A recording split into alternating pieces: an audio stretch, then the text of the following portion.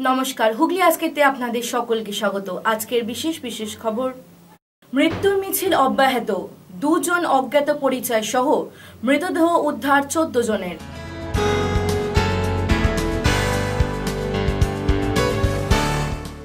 রোয়ার পর জমিতে নেমে ধানও কাটলেন বেচারাম মান্না।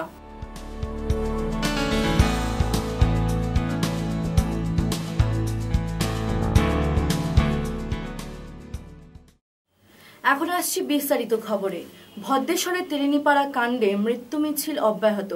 এখনো পর্যন্ত 14 জনের মৃতদেহ উদ্ধার হয়েছে। কান্নার আবহ জেলা সদর হাসপাতালের মর্গের সামনে। মৃত্যু মিছিল অব্যাহত। ভদ্রেশ্বর তেলেনীপাড়া কাণ্ডে একের পর এক মৃতদেহ উদ্ধার হচ্ছে। এ পর্যন্ত মোট 14 জনের মৃতদেহ উদ্ধার হয়েছে, যাদের মধ্যে 2 জনের পরিচয় জানা যায়নি। আজ একের পর এক মৃতদেহ চুঁচুড়া হাসপাতালে নিয়ে আসা হচ্ছে, আর ময়নাতদন্তের পর একের পর এক মৃতদেহ পরিবারের হাতে তুলে দেওয়া হচ্ছে। সদর হাসপাতালে তাই সকাল থেকেই কান্নার আবহ। বৃহস্পতিবার রাত থেকেই মর্গের সামনে রয়েছেন মন্ত্রী তপন দাশগুপ্ত। আজ দুপুর পর্যন্ত নিজের তদারকিতে যত তাড়াতাড়ি সম্ভব তিনি ময়নাতদন্তের ব্যবস্থা করেন। সহানুভূতি দেন মৃতের পরিবারবর্গকে। আমি মর্গে আছি, এখনো পর্যন্ত 3টে বডিকে পোস্টমর্টম করে পাঠিয়ে দেওয়া হয়েছে, অন্যান্য বডিগুলো পোস্টমর্টম হচ্ছে। এখানে আমাদের হাসপাতালে কর্তৃপক্ষ আছে, প্রশাসন আছে, পুলিশ অফিস, ডিএসপি হেডকোয়ার্টার আছে, সবাই আছে। খুব মর্মান্তিক ঘটনা। এখন পরিবারের পাশে দাঁড়িয়ে এই বডিগুলোকে নিয়ে পরিবারের হাতে তুলে দেওয়াটাই আমাদের মেন কাজ। কিন্তু কাউকে বলে কয়ে আসে না, তা লঞ্চঘাট কর্তৃপক্ষের নিশ্চয়ই দোষ আছে, কারণ হরকা বান সরকারি আইন আছে, যেটা বারবার ওদের বলা হয়েছে যে সরকার যখন হরকা বান আসবে কিংবা জোয়ার আসবে তখন গেট বন্ধ রাখা, জেটি বন্ধ রাখা, সেটাই কর্তৃপক্ষ করেনি। তার জন্য তাদের কপালে দুঃখ আছে, মানে সরকার পক্ষে কেস করা হয়েছে, অ্যারেস্ট হয়েছে, ঠিক আছে। এবং আমরাও পরিবারের পাশে আছি, কারণ এই অ্যাক্সিডেন্ট তো বলে কয়ে আসে না, হঠাৎ হয়। কিন্তু এখানে কর্তৃপক্ষ, লঞ্চঘাট কর্তৃপক্ষের গাফিলতা ছিল, এটা টোটালটাই আমরা বলেছি এনকোয়ারি করতে।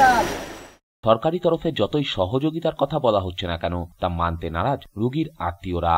তাদের দাবি, এ ধরনের ঘটনায় সেভাবে কোনো সহযোগিতাই করা হচ্ছে না। তারপর ঘটনাটা যে ঘটলো, নৌকো ঘটনাটা, যে ব্রিজটা ভেঙে পড়েছে, বাস আর পাত্তা পাওয়া যায়। মানে 150 লোক ছিল, সবারই শুধু মাথা দেখা যাচ্ছে, আর মাথা দেখাবো সব বসে গেল, কেউ আর পাত্তা পাওয়া যায়নি। খুব বেশি এখন কত লোক পাওয়া গেছে? 8 জন লোক পাওয়া গেছে।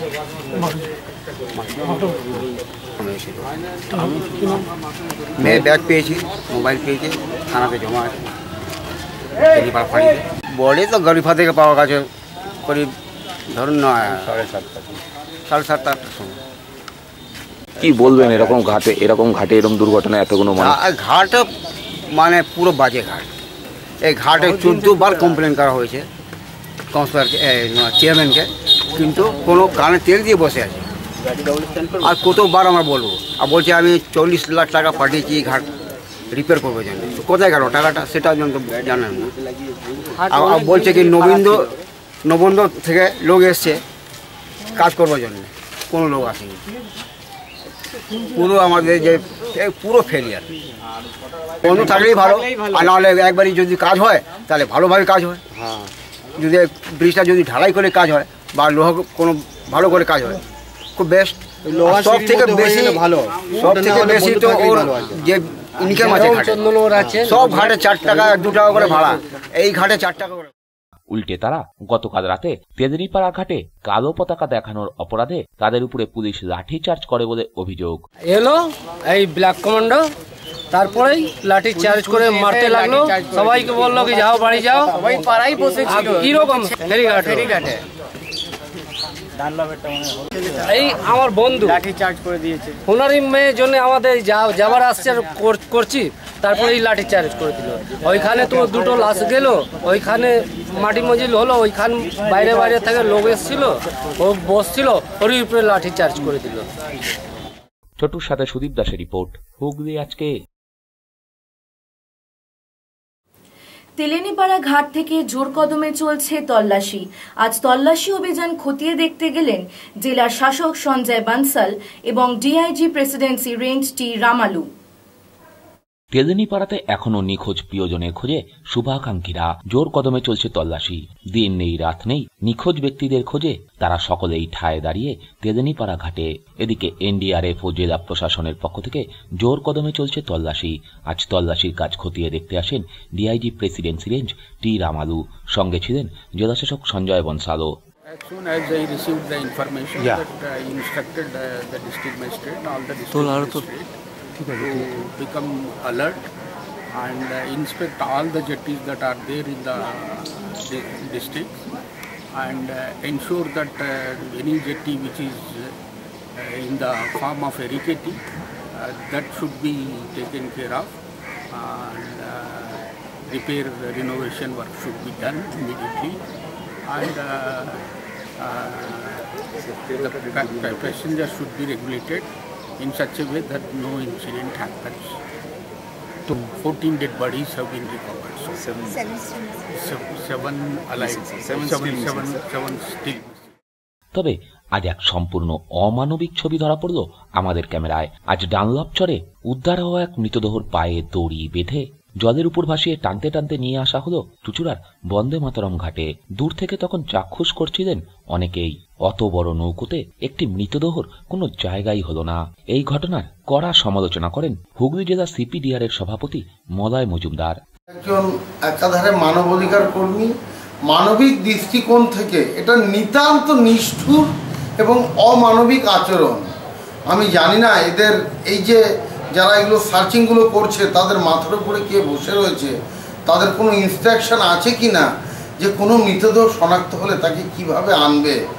আমরা প্রত্যেকে দেখেছি হিন্দু, মুসলিম, খ্রিস্টান, বৌদ্ধ যে শেষকৃত্যটা তার মানুষের কাঁধে করে যায়, কিন্তু এইভাবে টানতে টানতে নিয়ে যাওয়াটা খুব অমানবিক এবং একজন আইনজীবী হিসেবে বলতে পারি এটা কিন্তু আইনের চোখেও অপরাধ।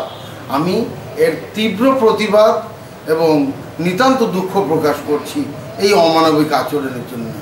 আমি একাধারে যেমনি মানবাধিকার কর্মী, আমি পশ্চিমবঙ্গ সরকারেরও অ্যাডিশনাল পিপি সাহেব, আমিও প্রসিকিউশনে দাঁড়াই। আমি বহুত অপরাধীরও এই একইভাবে সাজাও করিয়েছি। তাই ঠিক কোমরে দড়ি বাঁধা নয়, এদেরকে বিচার একাধারে দিতে হবে, অ্যাট দ্য সেম টাইম রিলিফও দিতে হবে। কিন্তু এইভাবে একটা মৃতদেহকে টানতে টানতে নিয়ে যাওয়া, আমি কি বলবো, দেখুন আমার ঘরের লোক হলো, আমি যতটা দুঃখ প্রকাশ করছি, আজকে ভদ্রেশ্বর তেলিনপাড়া অঞ্চলে আমি খুব পরিচিত, প্রতিটা লোকের সাথে আমার সম্পর্ক রয়েছে। হয়তো তাদের কেউ মা, তাদের কেউ ভাই, তাদের কেউ দাদা এইভাবে নিয়ে আসছে তাকে। আমি নিতান্ত দুঃখ প্রকাশ করছি। আমি কর্মকর্তাদের কাছে করজোড়ে নিবেদন করছি, আপনারা যখন এতটা করছেন, আপনারা যখন এতখানি করছেন, শেষটুকুনি নষ্ট করবেন না। যার শেষ ভালো তার সব ভালো। তাই এই অমানবিক আচরণ আমরা যেন আর দেখতে না পাই। আর তৎসত্ত্বেও যদি আপনারা করেন, তাহলে আমরা মানবাধিকার কর্মী, আমাদের যতটুকুনি শক্তি আছে আমাদের হুগলি জেলায়, আমি হুগলি জেলার সভাপতি, আমরা সবাই মিলে আজকে প্রতিবাদ করব এবং সেই জন্য যতটুকুনি করণীয়, যতটুকুনি যেতে হয় যাবই, আইনানুগভাবেও যাব, সামাজিকভাবেও যাব। তবে সাধারণ মানুষের বক্তব্য, হায় রে, দুদিন আগে হলেও তাকে কি আর এভাবে নিয়ে আসা যেত? না, কখনোই না। তখন যে ওই নিথর দেহে প্রাণ থাকতো। ব্যুরো রিপোর্ট, হুগলি আজকে। 10 মাসের পর নিখোঁজ হওয়া এক নাবালিকাকে উদ্ধার করল তারকেশ্বর থানার পুলিশ। দীর্ঘ 10 মাস পর নিখোঁজ নাবালিকাকে উদ্ধার করল তারকেশ্বর থানার পুলিশ। ঘটনায় দুজনকে গ্রেপ্তার করেছে পুলিশ। নিখোঁজ ওই নাবালিকা তারকেশ্বর মির্জাপুরের বাসিন্দা। সে স্থানীয় বালিগড়ি অধরমণি দত্ত বিদ্যামন্দিরে একাদশ শ্রেণীর ছাত্রী। গত বছর বিদ্যালয়ে গিয়ে আর বাড়ি ফেরেনি সে।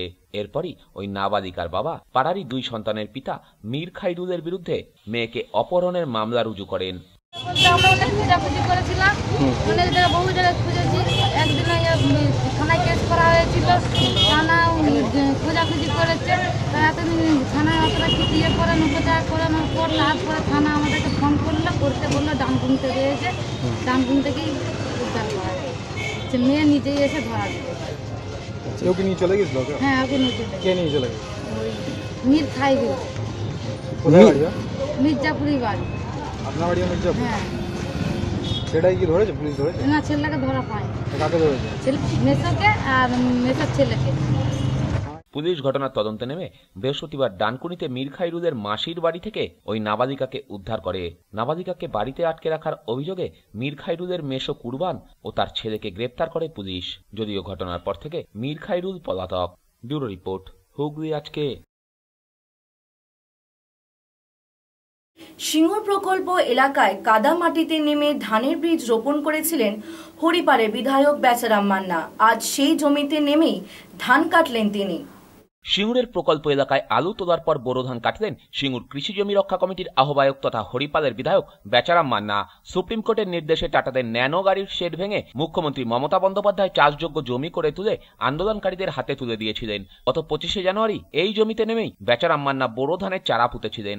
আজ 3 মাস 3 দিনের মাথায় ওই জমিতে ধান কাটলেন তিনি। সরকারি কৃষি দপ্তরের সহযোগিতায় আলু তোলার পর প্রকল্প এলাকায় 230 একর বোরো ধান, 70 একর তিল, 25 একর কালোই, 25 একর ভুট্টা ও 25 একর মুগ ডাল চাষ হয়েছে। বেচারাম মান্না বলেন, 2006 সালে সিপিএম এর হারমাত বাহিনী সিঙ্গুরের কৃষকদের মারধর করে 3 ফসলি জমি কেড়ে নিয়ে চাষ বন্ধ করে দিয়েছিল, আর সেই জমি থেকে মা লক্ষ্মীকেই আটকে রেখেছিল। আজ আবার সেই লক্ষ্মীকে বাড়ি নিয়ে যাচ্ছি। আজকে আমাদের খুব আনন্দের দিন। 2006 সালে যারা মা লক্ষ্মীকে নষ্ট করেছিল তৎকালীন বামপন্থী সরকার এবং সিপিএম এর হারমাত বাহিনী, সেদিন থেকে আমাদের মা লক্ষ্মী ঘরছাড়া ছিল। আজকে আমরা মা লক্ষ্মীকে আবার ঘরে তুলছি। গত 25শে জানুয়ারি আমরা বোরো ধান রোপণ করেছিলাম এবং আজকে ঠিক 3 মাস 3 দিনের মাথায় আমরা ধান কেটে আমাদের মা লক্ষ্মীকে আমরা ঘরে নিয়ে যাব। এবং বোরো ধান চাষ হয়েছে আমাদের 230 একর। এছাড়াও আমাদের 70 একর জমিতে তিল চাষ হয়েছে, 25 একর কলাই, 25 একর ভুট্টা এবং 25 একর মুগ চাষ হয়েছে। এবং যারা বলছিল যে এই জমিটা চাষ করা সম্ভব নয়, আমি সেই নিন্দুকদের বলবো যে একবার টাইম করে এসে দেখে যেতে, যেখানে সোনার মাটি, সোনার ফসল ফলে। এবং আমরা যেটা বারবার বলেছিলাম 3 ফসলি যে জমিতে আমরা এখানে আছি, আমরা এর আগে আলু বসিয়েছিলাম, এখন ধান, তিল, কলাই, ভুট্টা এগুলো তো হচ্ছে। তো সেক্ষেত্রে আমরা মনে করি আজকের দিনটা আমাদের কাছে অত্যন্ত গুরুত্বপূর্ণ। কেন যে মা লক্ষ্মীকে লক্ষ্মী ছাড়া করেছিল এই বামপন্থী সরকার, সিপিএম সরকার, আজকে মাননীয় মুখ্যমন্ত্রী মমতা বন্দ্যোপাধ্যায়ের দয়ায় আমরা সেই ধানকে, মাকে, লক্ষ্মী মাকে আমরা ঘরে নিয়ে যাচ্ছি এবং আজকে সূচনা করলাম এবং আস্তে আস্তে এই চাষ বাড়তে থাকবে। পাশাপাশি এদিন প্রকল্প এলাকায় ধানের ফলন হওয়ায় খুশি সিঙ্গুরের কৃষক মহল। তারা বলেছিল যে জমিতে আর চাষ হবে না, কিন্তু একবার তারা এসে দেখে যাক কীভাবে ধান হয়েছে এবং কলাই, তিল, ভুট্টো সমস্ত কিছু দেখে যাক। এবং আমরা আজ থেকেই ধান কাটা শুরু করছি এবং আমরা ধান ঘরে নিয়ে যাব। আমাদের খুব ভালো লাগছে, এরকম চাষ দেখে আমাদের খুব ভালো লাগছে, খুব আনন্দ হচ্ছে। ব্যুরো রিপোর্ট, হুগলি আজকে। আবারও কর্মবিরতির নোটিশ ঝুলল চাপদানির ডালহৌসির জুট মিলে। শ্রমিক অসন্তোষের জেরে বন্ধ হয়ে গেল ভদ্রেশ্বর থানার অন্তর্গত চাপদানির ডালহৌসি জুট মিল।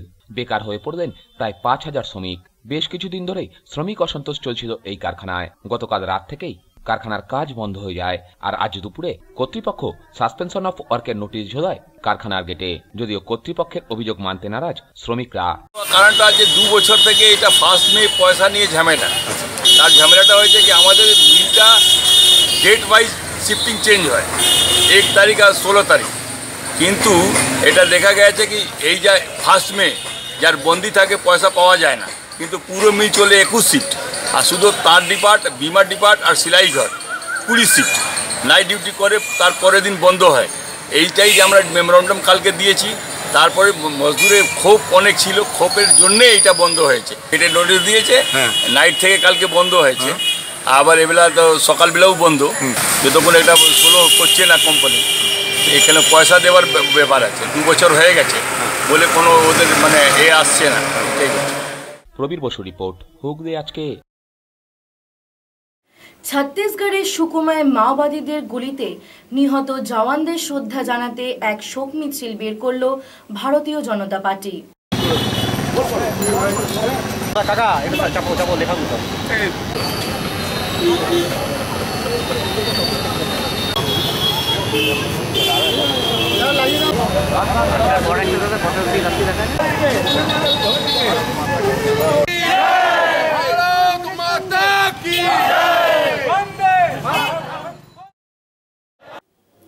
চুঁচুড়ার জোড়াঘাটে 3 গম্বুজ মসজিদের সামনে এক ইসলামিক জলসা অনুষ্ঠিত হলো।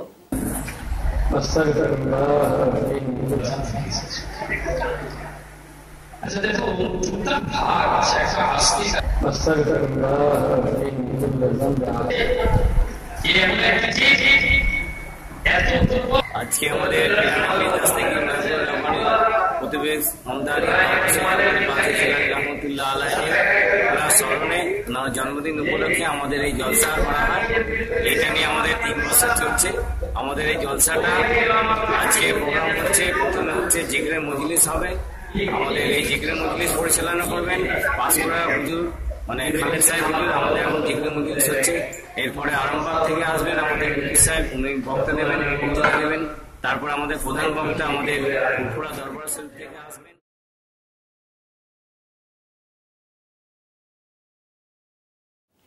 চুঁচুড়া বড় বাজারে ভগবান শ্রী শ্রী পঞ্চমুখী হনুমানের বাৎসরিক পুজো উপলক্ষে আগামী 9 তারিখ থেকে 4 দিন ব্যাপী বিভিন্ন অনুষ্ঠানের আয়োজন করা হয়েছে। উক্ত অনুষ্ঠানগুলিতে সকলকে উপস্থিত থাকার জন্য উদ্যোক্তাদের পক্ষ থেকে অনুরোধ করা হচ্ছে। এখন আসছে আবহাওয়ার খবরে। আজ হুগলি জেলার সর্বোচ্চ তাপমাত্রা ছিল 38 ডিগ্রি সেলসিয়াস, সর্বনিম্ন 28 ডিগ্রি সেলসিয়াস। বাতাসে আপেক্ষিক আর্দ্রতার সর্বোচ্চ পরিমাণ 88%। বৃষ্টিপাত হয়নি। শেষ করার আগে খবরে বিশেষ কিছু অংশ আরও একবার। মৃত্যুর মিছিল অব্যাহত, 2 জন অজ্ঞাত পরিচয় সহ মৃতদেহ উদ্ধার 14 জনের।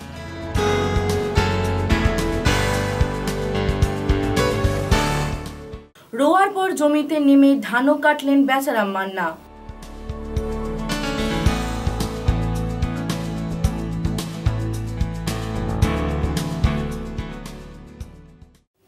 আজকের মতো খবর এই পর্যন্তই। প্রতিদিন রাত 8টায় দেখুন NMBC চ্যানেলে হুগলি আজকে। নমস্কার।